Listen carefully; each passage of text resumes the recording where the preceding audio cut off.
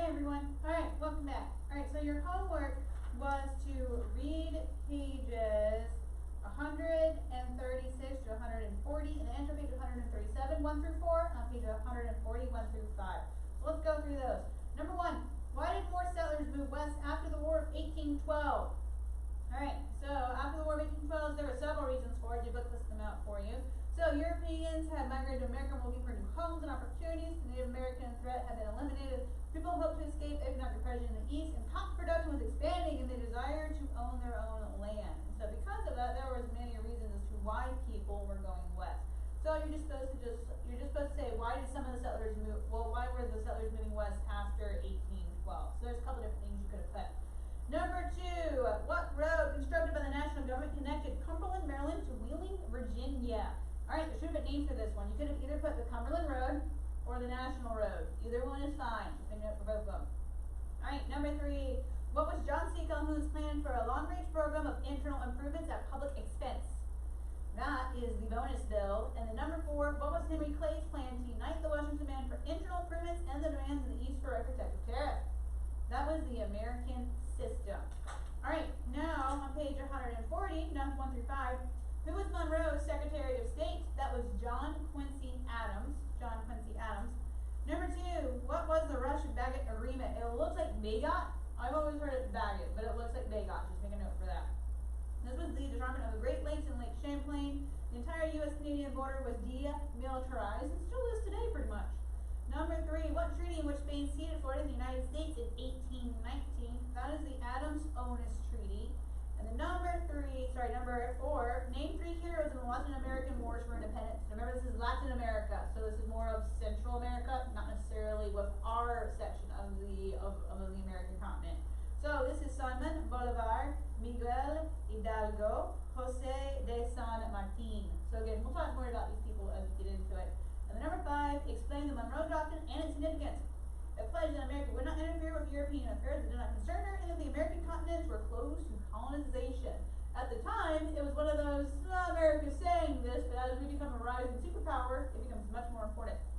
Alright, for your classwork, I want you to copy out the bold terms and definitions on page 133 through 130, we can go a little bit farther, 136, I know we haven't talked about it quite yet, but you need to start working on memorizing it. So on page 133 through 136, so copy down those bold terms and definitions 3 times each. There's not that many of them, honestly. So look through and figure out, okay, what would be the best things to know about this? So the bold terms and definitions, there's also some italicized portions you need to know, but the bold terms and definitions, those are the ones you should start working on. Also, don't forget, you need to start working on memorizing the president's last names in order. Like I mentioned yesterday at the end of the period, there's several songs on YouTube you can use for this. I can't play them because being recorded on a video, it doesn't work right. So you can find them on YouTube. Find a song that works for you. If you want the link to the video that I like to use personally, you can ask your parents to email me and I can email it to them. But there are several other songs. So find one that you like, that works for you, and then use that one. So I found one before, I believe one uses Amazing Grace, one uses Yankee Doodle, one uses the alphabet for Twinkle Twinkle Little Star. There's several of them. So the ones that I like personally is one that has Yankee Doodle in it. And so it's the easiest, fastest one, at least for me. It's also the one that I like to use. But if you want that one, email me or ask your parents email me and I don't mind sending you the link for it. But you can find a song that works personally for you. So go ahead and pause the video so you can work on your classwork. So remember, pages 133 through 136. And then copy down those bold terms and definitions 3 times. Go ahead and pause the video and do that.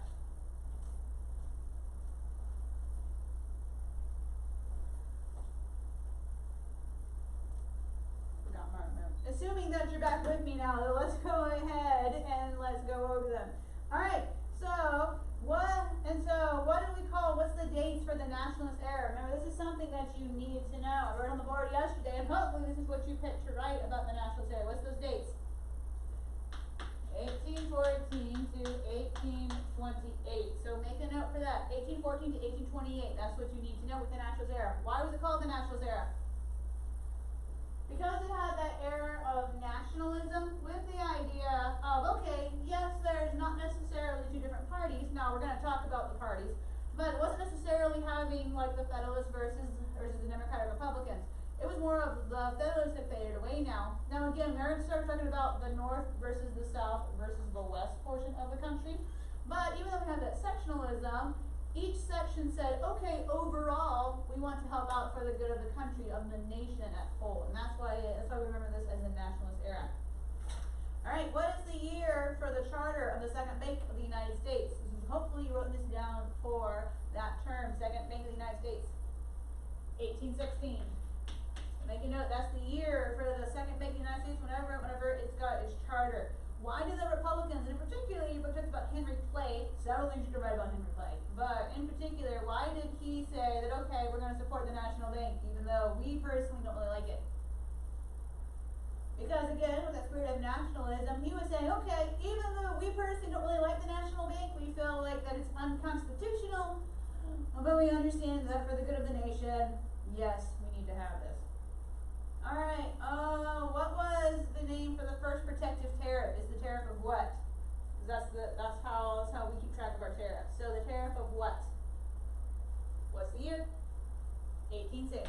So it's the tariff of 1816. That's the first protective tariff, trying to protect American manufacturers. So make a note for that. Alright, let's see. Your book introduces this person. Who was the person that he was originally for this particular tariff, but then later on he says no for a bunch of others. But he was for this first protective tariff, the tariff of 1816. Who was that person? John C. Calhoun. Good job. Alright, who won the election of 1816 and then he goes on to win again in 1820? Who becomes the 5th president of the United States? James Monroe. Good job. So, just make a note for him. So, James Monroe, and he won in 1816, then he wins again in 1820. What do we call, what do we characterize his era by? Just because there was a lot of positive feelings, we'll put it that way. Right, it's the era of good feelings. So make a note of that Monroe's administration is characterized by an era of good feelings just because there wasn't a lot of conflict. Now, it's not perfect. It was the idea that there's not a lot of open conflict between people. It's overall, people might have different opinions, but overall, they got along. Alright, what year was the economic crisis that threw the country into a depression? This is not the first time we're going to have a depression, but this one was caused partly by speculation. So what do we call that? Like, what year was that? The Panic of what? 1819. So 1819. So there's going to be two different depressions coming up. So make a note that this is 1819. So this one was partly caused by speculation. What's speculation? That's whenever you buy land with the intent of selling it whenever the land rises, which isn't necessarily super risky by itself.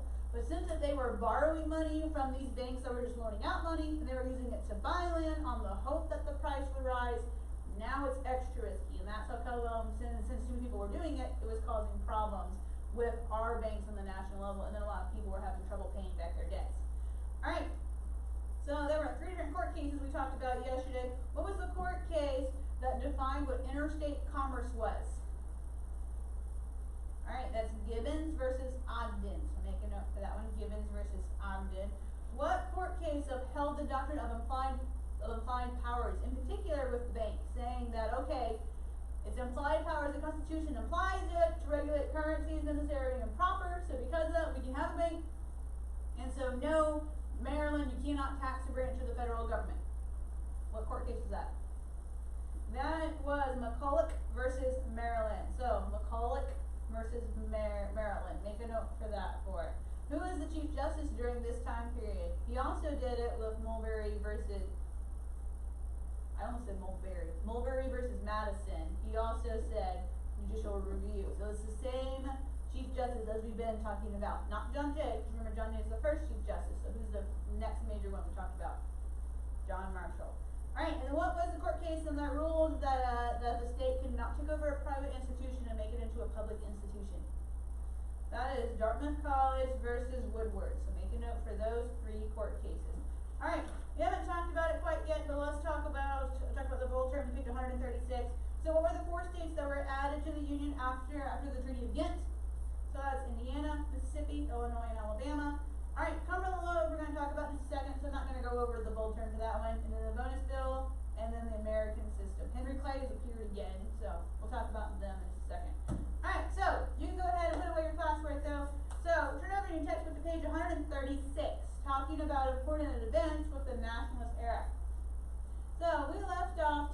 about, I just have checked in with the National Service to make note of the date that we're going through it.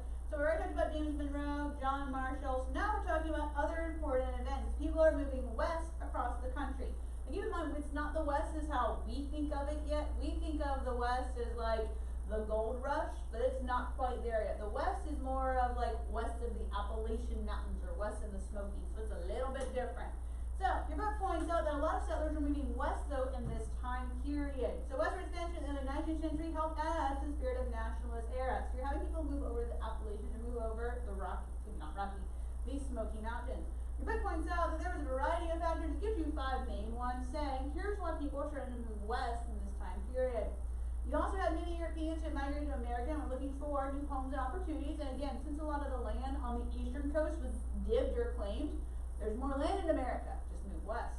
The Native Americans that to the Appalachians and the Mississippi had been largely eliminated because of the French and Indian War. And then with the War of 1812, a lot of the Native Americans had been pushed back already. So you could have settlers move into that area and not have to worry about the Native Americans attacking them. Many people hope to escape the economic depression in the East, so we're going to talk about that, how it was just a little bit shaky in the East, particularly with the depression of 1819. So you're having people move west because they don't want to deal with it. So if you're a farmer, you don't really have to worry about what's happening with factories and with manufacturing because you're a farmer. So because of that, the people are moving west just to escape that. And in the South, cotton production was rapidly expanding, creating a new need for land. So this is not the Civil War yet, but cotton is becoming more and more popular. And so that's part of the reason why people are moving out west. Now, the South was engaged in several unwise agricultural practices, not just slavery. We think of slavery as a main one, and that was a main problem. But there were several other things that they were also doing, because instead of treating the ground and the land properly, like whenever you plant cotton, cotton sucks the nutrients out of the soil. If you're going to keep using that soil, you have to rotate the crops. In particular, you have to use typically peanuts to put nitrogen and other stuff back into the soil. The Bible even talks about rotating, about rotating crops or letting the land rest, because it's not good to have the same section of land be used for the same crop year after year after year after year.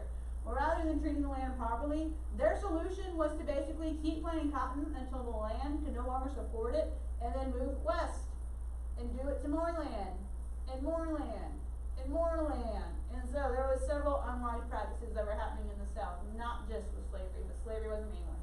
Alright, number 5. Many settlers decided to just simply own their own land. Chance to own land seemed to offer limitless opportunities for success. Remember, all the land in Europe was basically claimed by this point, so if you wanted land, go to America and claim your own land at that point. So those are the 5 reasons why you're having a lot of people move west after 1812, or after the War of 1812. Alright, so regardless of the route they choose, pioneers had to go west. Your book points out, though, that there wasn't a lot of easy routes to get over the Appalachian Mountains. Some of them, they would rode horses, some of them traveled in Conestoga wagons, some of them, they traveled by the rivers, and so they traveled by a bunch of different ways. There's not really railroads yet, so because of that, that was not necessarily a major source of transportation. Some of them just went by walking. Your book points out that they just carried everything they had on their backs. So, because of this, you're having such a great western movement that we had 4 new states added in this time period. So, within 5 years of the Treaty of Ghent, and then we had 4 new states added into it. You don't have to note the years of the states, but just make a note of them. So, Indiana, Mississippi, Illinois, and Alabama. So, for those of you that live in Alabama, your state is now officially part of the Union. So, Indiana, Mississippi, Illinois, and Alabama. You know, those 4 were added in this time period. Alright, better transportation. As you have people moving farther and farther out west, they're saying, it's kind of hard to ship our goods back to east to sell them, and it's hard for us to get supplies. We should have better transportation. And so because of that, they're asking the federal government, can you help us out and can you fix it? So your book talks about the freight rates for hauling crops to the mountains was so high it was almost impossible for farmers to make a profit. Now again, railroads aren't really quite popular yet, but your book just pointed out that yeah, some of them, we'll talk about this with railroads later on, but it's the idea of hauling supplies back and forth was very, very, very expensive. And so because of that, the farmers are saying, we need better transportation, better roads at least for this. So unable to finance the large-scale transportation projects, Westerners said, hey, federal government, can you help us out? We can't fund and build the roads because they're too expensive. but can you as the federal government help us out? You're the federal government, maybe you can help us connect it all together. So the seacoast cities, they desired a larger volume of trading with the West, so they also supported it. So you have people in the West and people in the East saying, yeah, that would help us to be able for the Westerners to send their crops over to us, and we can send our manufactured goods over to the people in the West. And so because of this would work out for both groups. Alright, so there were several ideas kind of implemented in this area to help out. Because remember, interstate commerce is part of the federal government, and so the federal government was deciding, okay, does this apply to us? Do we have the authority to do this? The Jefferson Republicans, they said, it's not really in the Constitution, we regulate interstate commerce, but building roads, we don't know if that's really part of our area of actually doing it. So, because of that, they did take several internal improvements that would try to help out for it. So the federal government, they did end up constructing the Cumberland Road or the National Road. It connected Cumberland, Maryland to Wheeling, Virginia. Now, if you look at this photo, you'll notice that, okay, this is not part of Wheeling, Virginia anymore. So your book points out it's in present day West Virginia. So your book's just pointing that out as well for it. Eventually, it goes all the way to Vandalia, Illinois. So make a note for that as well. That's the reason why in this picture it goes all the way across. It used to go just to Wheeling, Virginia, but then it ends up going all the way across. But this is known as the Cumberland Road or the National Road. So make a note for those two names. So Cumberland Road or the National Road, because it started in Cumberland, Maryland. So the federal government was saying, okay, yeah, we'll help you out, we'll build the roads for it. Now they weren't sure how far do we want to go with this with internal improvements, but we'll help you out because it'll help our country overall with trade for it. Now, toward the end of Madison's administration, John C. Calhoun, he proposed the bonus bill. So make a note of John C. Calhoun. Your book has a very nice picture of him as a young man. Could not find that picture and I got tired of looking. So this is a slightly less nice picture of him as an older gentleman, but it's the best photo I could find, or best painting portrait I could find of him. So I'm sorry he looks different than the person in your book. The picture in your book is a very nice picture of him as a young man. So he aged, and he gets older. Alright, so make a note though. So John C. Calhoun, he proposed the bonus bill. This would set aside the $1.5 million for internal improvements. This bonus came from the Bank of the United States with their second charter. Well, the second Bank of the United States, its charter, so it's technically not its second charter, it's its first charter, and it's the second bank. So they're taking that payment, that bonus, and they're using it for internal improvements. So he also suggested by adding to the sum the annual dividends or basically the profits received from the stock of the bank. So he's saying, okay, we're going to use the national bank. The bank had to basically pay to get its charter, so we're going to take that bonus money, that extra money, and we're going to use it for internal improvements. So make a note of the bonus bill. So John C. Calhoun, make a note of him that he proposed the bonus bill. The bill, it passed Congress, because remember, which section of the government makes the laws? Executive, legislative, or judicial? Legislative. Now remember, this is Congress, so Congress passed the bill. Congress said, okay, fine. But the President Madison, he vetoed it. Now, keep in mind, why do you think President Madison vetoed it? He vetoed it on his last day in office. It wasn't because he didn't like internal improvements and he didn't like the idea of building roads. It was because he felt like, this doesn't really seem like it's the government's job. So even though Congress is okay with it, me as the president, I'm supposed to help executive or carry out the laws.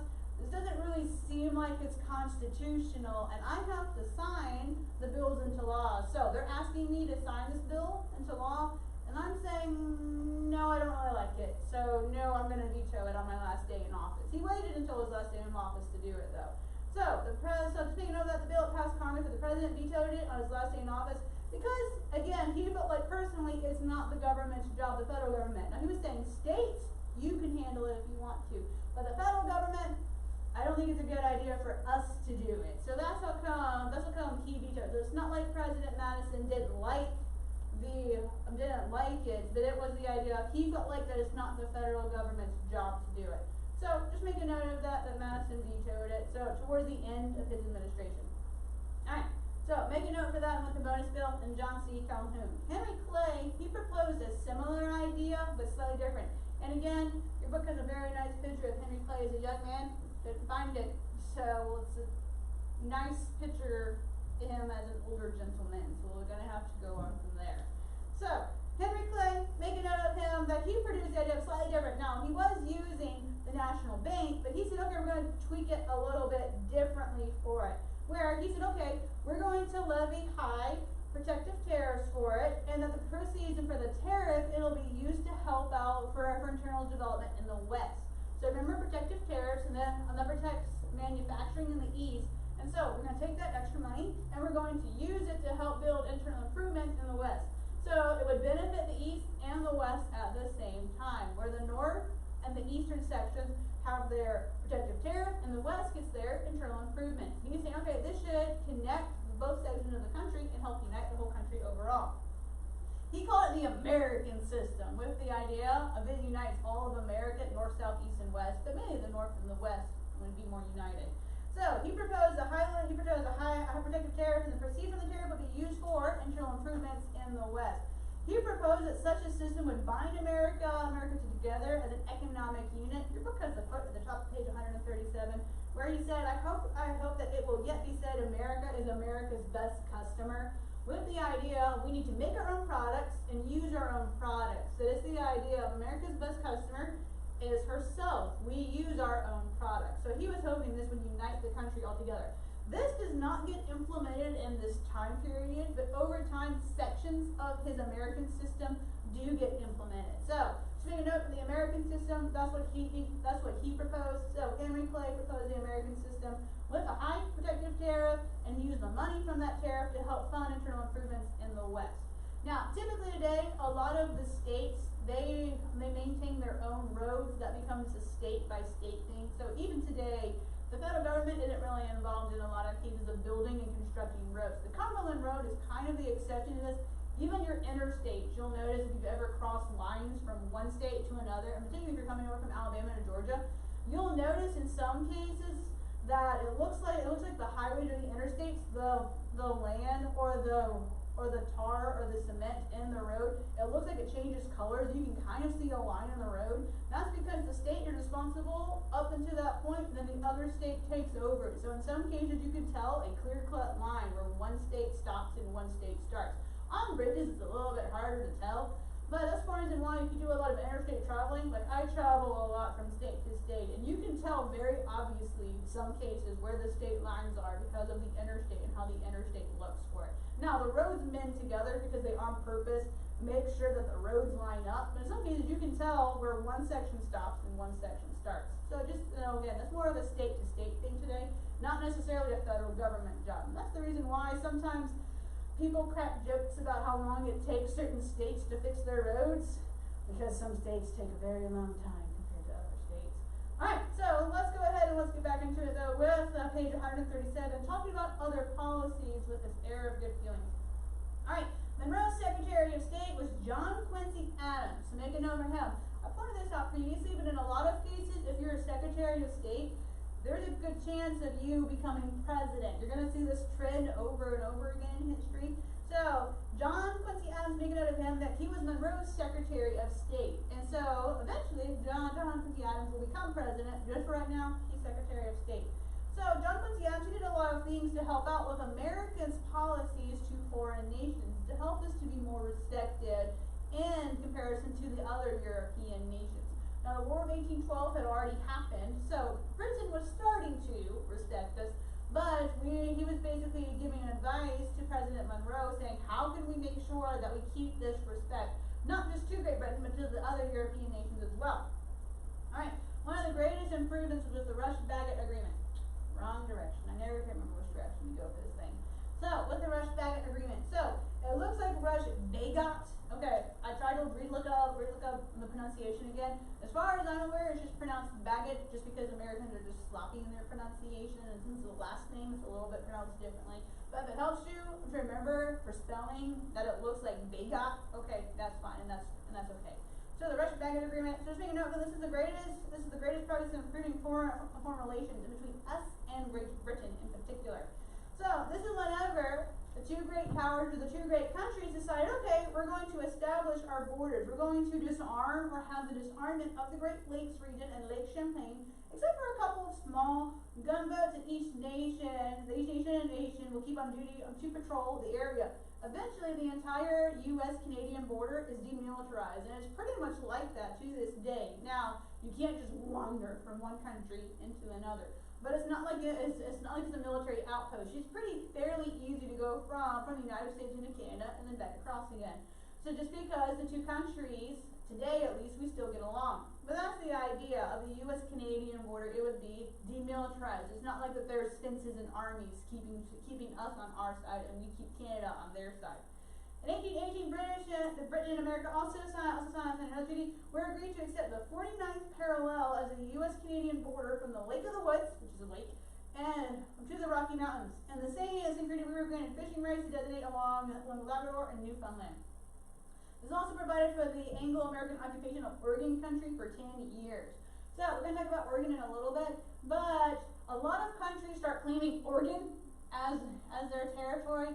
So the British, they claim it, and that makes sense. We claim it as well. We're going to notice there's a couple other countries that also start claiming it that make us wonder, why are you trying to claim it? But just make a note though that, okay, for right now we're going to have a joint occupation of it.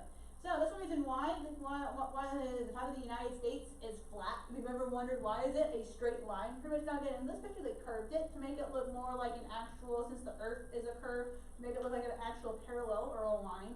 But if you look at a regular map, it's entirely straight across the top. And you might have wondered, why? That's because with this treaty, we agreed to say, okay, at the 49th parallel, at that line of latitude, well, the parallel specifically, 49th one, that's going to be our top of our country and the bottom of your section of the country. So this is why our country has this straight line all the way across. From about the Lake of the Woods, it's about right here. So again, you have Lake Champlain and the Great Lakes region up in this section. So remember the Rush-Bagot Agreement, that one settled out territory in those sections, and then also established from Lake in the Woods all the way across. So just make a note though, with the Treaty of 1818 technically established this. Just make a note though, the Rush-Bagot Agreement, that was the major one. And then later on, we signed the Treaty of 1818 with Great Britain, establishing our Canadian-U.S. border. Alright, so Spain yields territory into the United States as well. So we were having trouble with Florida down here. Now remember, we had purchased what we said was part of Florida from France with the Louisiana Purchase. But Florida, Spain said France never owned that territory because there was some dispute over where the actual border of Florida was. So we know today Florida's about right here. But Spain had divided up Florida into two territories, East Florida and West Florida. And there was some disagreement over where West Florida ended. And so because of that, originally they claimed it all the way to the Mississippi River. So there was trouble saying, okay, where does your border actually end up at? We claimed that, okay, we got part of this from France. Well, Spain said, well, France shouldn't have sold it to you. We didn't give it to France. It's still ours. We didn't sign that one away with the treaty, with our treaty to them. So because of that, there was a dispute over who actually owned that section of territory. Did we own it now, or did the Spanish own it? So because of that, Spain seems to be having trouble with that particular section. Now Spain had always had trouble with convincing her own people to come to North America and to colonize. So Spanish decided, okay, we'll let the Americans move into the section, but we expect them to live under our rule. Well, the Americans that moved there said, no, if you let us move here, we're going to be Americans, we're United States citizens. We don't want to be Spanish citizens, we just want the territory. And so, by letting them move into that section, it was causing trouble. Spain should not have allowed them to do that in the first place. And so, because of that, it was causing conflict. So, when the Americans in West Florida revolted in 1810, President Madison said, look, you let them move into it. This is not part of the United States. And so, because of that, we ended up claiming that particular section for it. During the War of 1812, American troops seized another section of West Florida, while East Florida, since Spain was having a hard time maintaining this particular colony, it became a haven for basically for lack of a better word, thugs and criminals. So your book points out it would be a haven for roving Indians that didn't have a home, fugitive slaves, smugglers, pirates. So basically, it was people that didn't have people that didn't have anywhere else to go, and they weren't typically well-to-do people, that they would go and hide in Florida because they knew there wasn't enough Spanish there to enforce the rules. And Americans were technically not supposed to go and enforce the rules by crossing over the line into the Florida territory. So they knew that they were basically untouchable. So you would have people that would basically escape into Florida once they committed crimes. And so we weren't really supposed to travel and go after them into Florida because that wasn't our territory. So in 1870, Native Americans and sometimes rebel settlers began to raid American settlements. They would cross the line into America, raid a settlement, and then escape back across into Florida. This could not go on. So Congress sent General Andrew Jackson. Now remember, we've already talked about Andrew Jackson. What battle was Andrew Jackson already known for? The Battle of New Orleans. Good job. What year did it occur?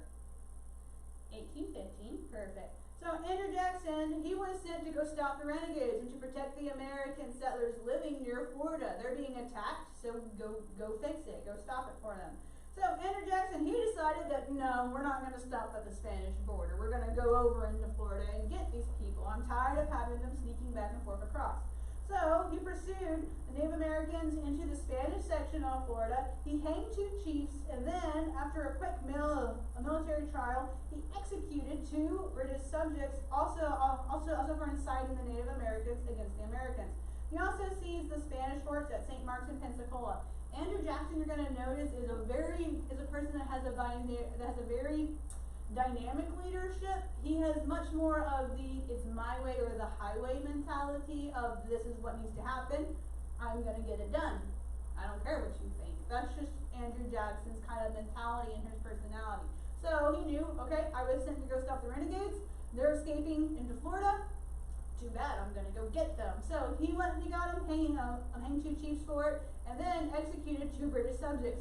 You're not supposed to cross and invade into someone else's territory, and you're also not supposed to hang or execute the citizen of another nation. You're supposed to send them back home, is what traditionally is supposed to happen. So Congress and the president realized, oh, Andrew Jackson did his job, but we might have conflict with Great Britain and with Spain now because of what he did. So Jackson, he returned as a hero, but we realized that we might have a little bit of conflict with the British and with the Spanish over this. The British and foreign minister, he understood the British subjects, they should not have been doing that. They should have left the Native Americans and the Americans alone. So, well, it's their fault. So the British ambassador, the minister basically, he said, oh well, he made no formal protest. He didn't really protest the actions of, he executed them. But he knew they probably deserved it. So he didn't make a formal protest for it. So the Spanish, however, were upset because we invaded their territory. And so the Spanish were upset, saying you can't invade our section. Secretary Adams told the Spanish, though, look, here's your options, though. Your land is not being run properly. You have smugglers, pirates, you have bad people living in your section, and they're causing trouble for us. Either sell us the land and let us take over it, or send over proper military aid to control your section. That's your options for it. So they must either send sufficient forces to control your territory, or sell it to us. That's your options. The Spanish realized, it's too much work to send over military forces, and it looks like the Americans are probably going to end up taking over it anyway. We might as well make some money off of it. So in 1819, Spain and the United States entered into the Adams-Onis Treaty. There's another treaty, so make it up for it. So make a note for this one and the date for this one. So 1819, so you have another date. So 1819, make a note for this one with the Adams-Onis Treaty. This is whenever Spain ceded Florida to the United States. Spain said, okay, you can have it.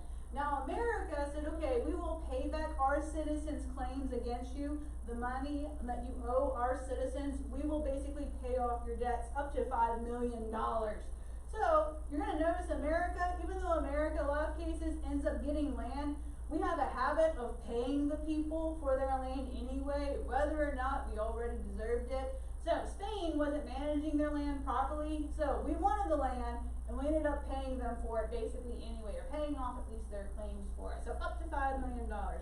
Also, this was also called the Transcontinental Treaty because it drew a boundary between Spanish and the American territory across the continent to the Pacific Ocean.